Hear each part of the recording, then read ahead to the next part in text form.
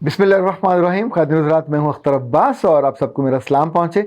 आज के सेशन में हम दो सवाल लेंगे। एक अस्मा इरफान का है।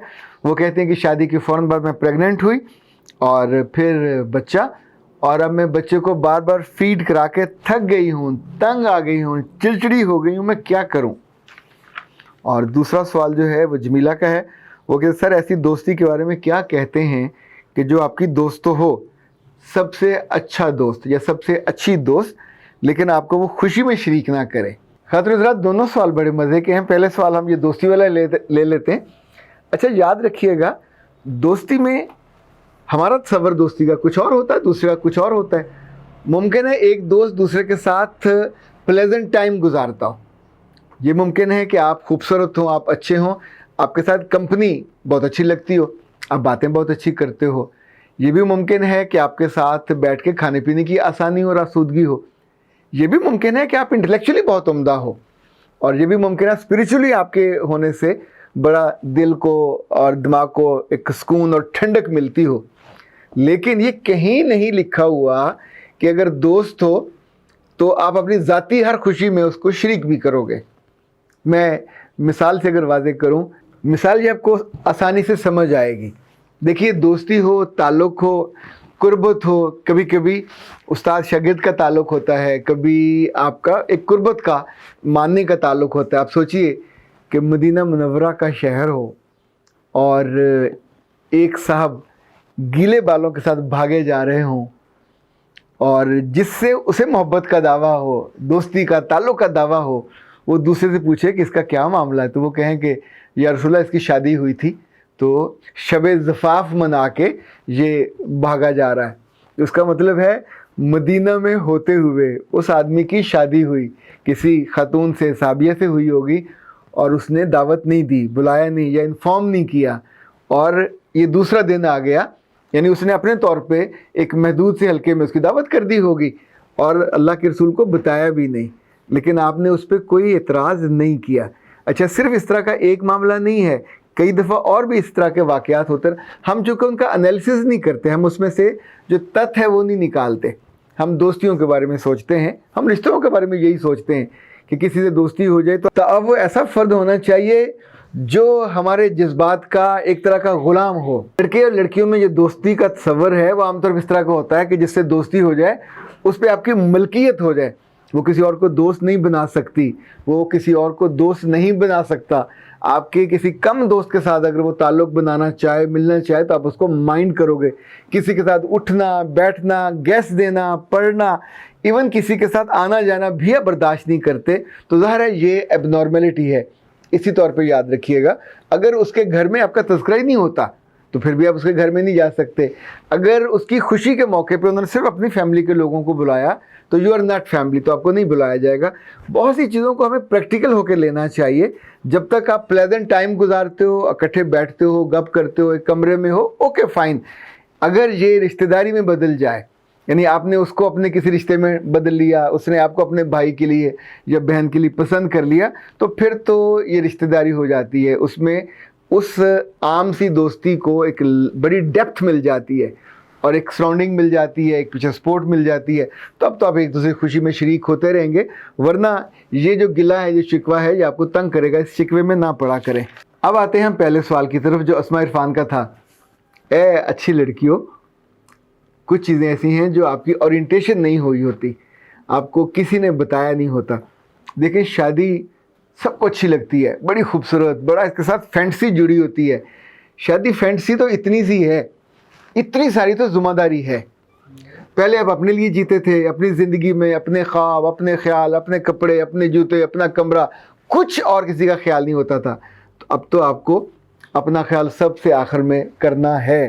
पहले मियाँ का करोगे, उसकी माँ का करोगे, उसके बाप का, उसकी बहनों का, उसके भाई का, उस घर का, उस घर के मेहमानों का, एक एक चीज़ का।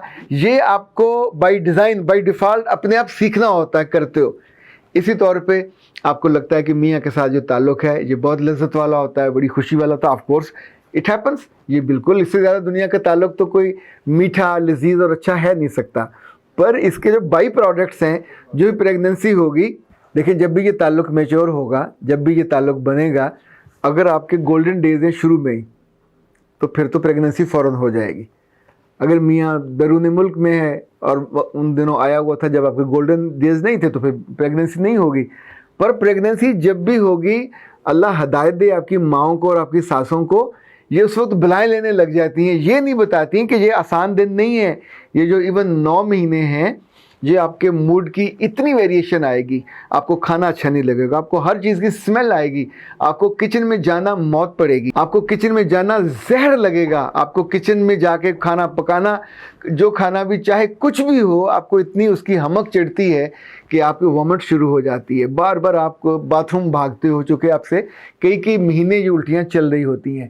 تو ان میں سے نہ آپ اپنی مرضی کا کھا سکتے ہو, نہ مرضی کا پی سکتے ہو, نہ مرضی کا پہن سکتے ہو. پھر جیسے جیسے آپ کا جسم بڑا ہوتا ہے, بھدا ہوتا جاتا ہے, پھر ویسے ویسے پرانے کپڑے سارے مائیں نہیں بتاتی, تو اس وقت آپ کو بڑی کھلی شرٹیں چاہیے ہوتی ہیں, اسپیشلی ڈیزائن کر کے پہلے سے آپ کو کرنی ہوتی ہے, ورنہ این موقع پہ پھر آپ کو سٹریس اور ٹینشن ہوتی ہے. جب یہ بیبی ہو جاتا ہے, یہ بیبی خوشی کا باعث ہے, محبت کا باعث ہے, ایکسٹینشن کا باعث ہے, تعلق کی بائنڈنگ کا باعث ہے.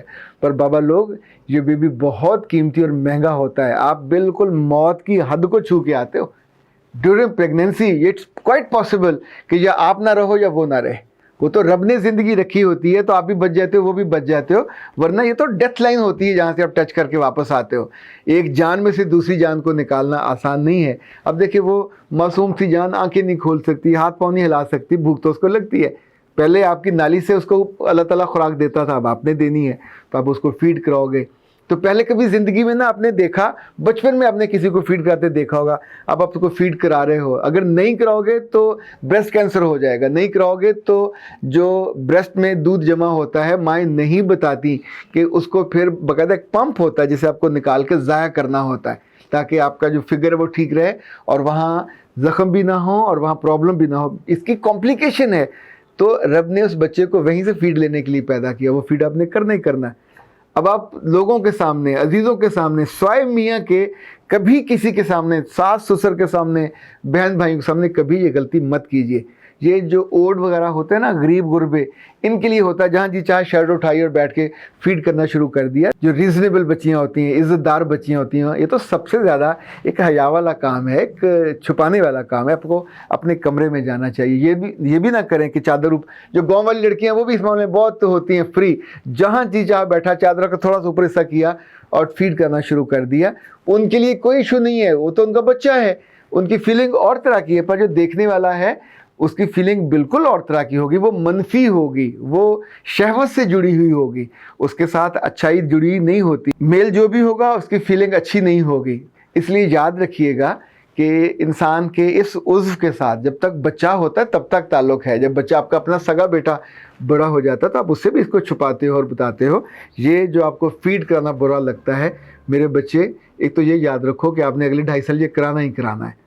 احتیاط سے کرائیے, محبت سے کرائیے, اس دوران درود شریف پڑھ کے کرائیے, باوضو رہ کے کرائیے, اور دعا کیجئے کہ اللہ یہ بیٹا یا بیٹی میرے لیے صدقہ جاریہ بنے, میں صرف آپ کی رضا کے لیے اس کو پال رہی ہوں. ظاہر ہے جب آپ فیڈ کراتے ہیں تکلیف ہوتی ہے, بچہ سک کرتا ہے تو آپ کو نہ صرف گدگدی ہوتی ہے, سم ٹائم پین بھی ہوتی ہے. اسی طور پہ اگر پراپر یہ نہ ہو رہا ہو تو اور بہت ساری کمپلیکیشن ہو جاتی ہیں. تو عورت کی یہ بہت بڑی قربانی ہے. اسی لیے اس بچے کے لیے واجب کیا اللہ نے کہ اس عورت کے, چونکہ اس نے تمہیں 9 ماہ پیٹ میں رکھا, اس کے بعد 2.5 سال پلایا, پھر تمہیں بڑا کیا, پھر تمہیں سکھایا, پڑھایا, اس کی عزت میں کبھی کم نہ کرو. اور اس بچے سے آپ تو اپنی عزت چاہتے ہو, تو یہ جو آپ کا میاں ہے, کبھی یہ بھی تو بچہ تھا, جب وہ اپنی ماں کی عزت کرتا ہے اور اس کے پاؤں پڑتا ہے اور اس کو گلے لگاتا ہے اور اس کے لاڈ اٹھاتا ہے, پھر آپ کو برا کیوں لگتا ہے؟ جب لڑکیاں ماں بنتی ہیں تب تک بہت ساری چیزوں کا انہیں احساس ہوتا ہے. چونکہ چیزوں کو جب ہم براڈر اسپیکٹ میں دیکھتے ہیں, بڑے اینگل میں دیکھتے ہیں, تو ہمارا اپنا مائنڈ بھی بدلتا ہے, ہمارا اپنا دل بھی بڑا ہوتا ہے. ماں بننا بہت بڑا وصف ہے, ماں بننا بلیسنگ ہے, ماں بننا اللہ کا بڑا احسان اور کرم ہے. کبھی ان سے پوچھ کے دیکھیں جو لاکھوں روپے خرچ کر کے بھی ماں نہیں بن پاتی, 5-5, 7-7 لاکھ ڈاکٹروں کو ضائع کر دیتی ہیں پر پریگننٹ نہیں ہو پاتی, اور وہ بچے کی کلکاریاں نہیں سن پاتی, بچے کا لمس نہیں لے پاتی. تو آپ بیٹا چڑچڑی مت ہوئیے, چڑچڑی ہو جاؤ گے. میں نے ایسی لڑکیاں بھی دیکھیں جو کہا کرتی تھی مجھے بچے اچھے نہیں لگتے, مجھے ان کا پوٹی کرنا برا لگتا ہے, مجھے ان کو اٹھائے پھرنا برا لگتا ہے, شادی سے پہلے کہتی تھی. ان بچیوں کو میں نے ماں بننے کے شرف سے محروم دیکھا. اب وہ روتی ہیں, کرلاتی ہیں, پر آئی ڈونٹ نو یہ اس وجہ سے ہوا یا کسی اور وجہ سے ہوا, پر کبھی کبھی کس لمحے کا پتہ ہوتا ہے کہ آپ کی بات فرشتوں کو ناگوار گزرے, اللہ کے پاس جا کے آپ کی شکایت ہو جائے. سو جب نعمت ملے تو میرے بچے اس کو سینے سے لگاتے ہیں, اس کی قدر کرتے ہیں, پھر اس پہ یوں منہ نہیں بناتے, پھر اس پہ یہ نہیں کہتے میں چڑچڑی ہو گئی ہوں. یہ ایک ذمہ داری ہے, 2-2.5 سال کا بات ہے, 2-2.5 سال میں انشاءاللہ یہ تھوڑا ہو جائے گا, بڑا ہو جائے گا, پھر آپ اس ذمہ داری سے مکت ہو جائے گے. پھر اس کے کھانے وہ بھی آپ ہی نے خیال کرنا ہے, پھر اس کے وہ سریلیک اور پھل ان کی میش کر کر کے ان کو دینا ہے, چونکہ اس کو آپ ہی نے بڑا کرنا ہے. کوئی بکری آ کے, کوئی ہاتھی کا بچہ آ کے تو اس کو نہیں پالے گا, آپ ہی نے پالنا ہے, چونکہ اس سے آپ کی خوشی جڑی ہے, اس سے آپ کی دنیا جڑی ہے, اور اس سے آپ کی عاقبت بھی جڑی ہے. اختر عباس کو اجازت دیجیے. السلام.